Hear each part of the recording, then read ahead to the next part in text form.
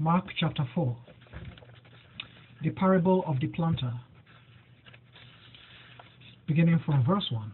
Once more, Jesus began to lecture by the Sea of Galilee, and a very vast throng of people assembled around him. The gathering was so large that he entered a boat afloat and soon settled down, while the multitudes crowded all over the shore, and he instructed them by parables, and he told them as he lectured, "Here, a planter went forth to plant his seed.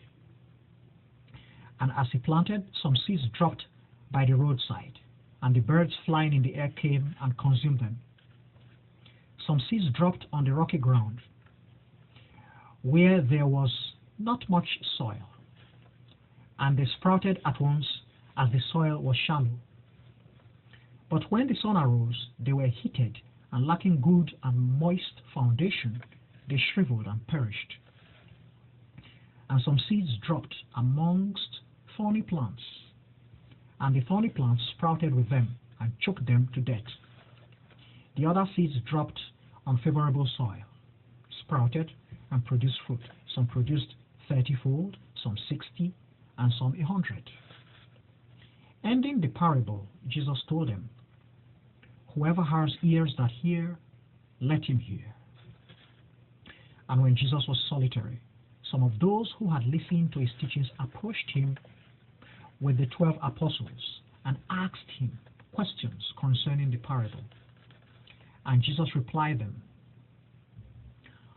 "Unto you it has been granted to grasp the mysteries of the monarchy of the Lord God, but to all who are already outside, everything comes in parables, so that seeing they will see, but will not perceive, and hearing they will hear, but will not grasp.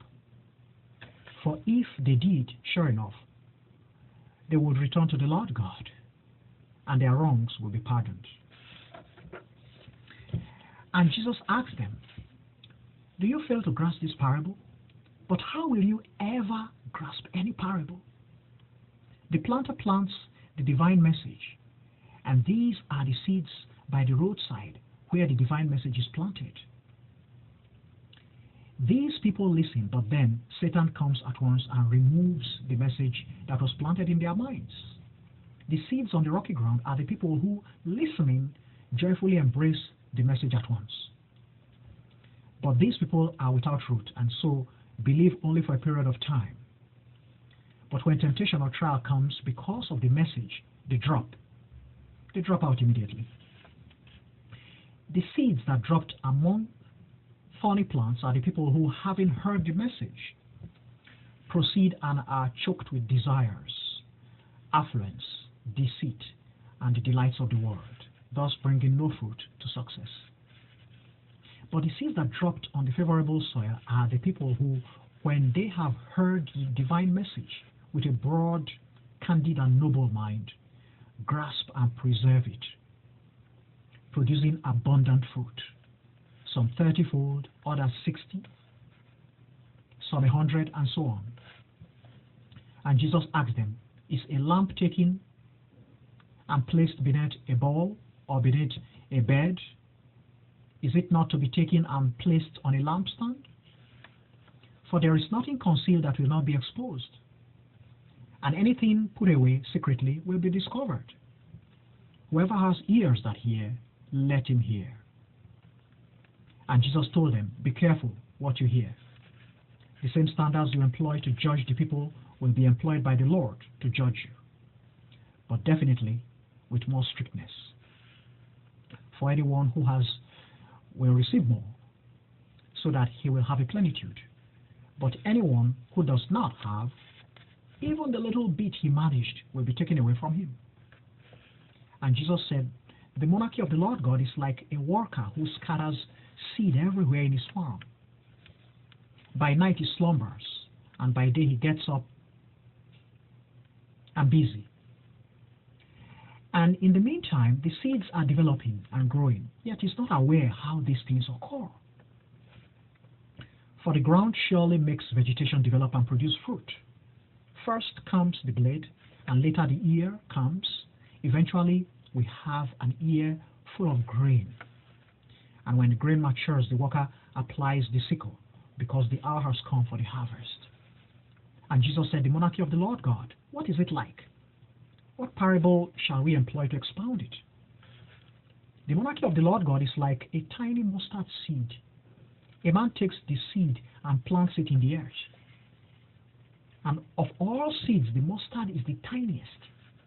But when it develops, it is the largest of all vegetation. It sprouts and becomes a great tree. And the birds of the air fly to its branches and nest on them.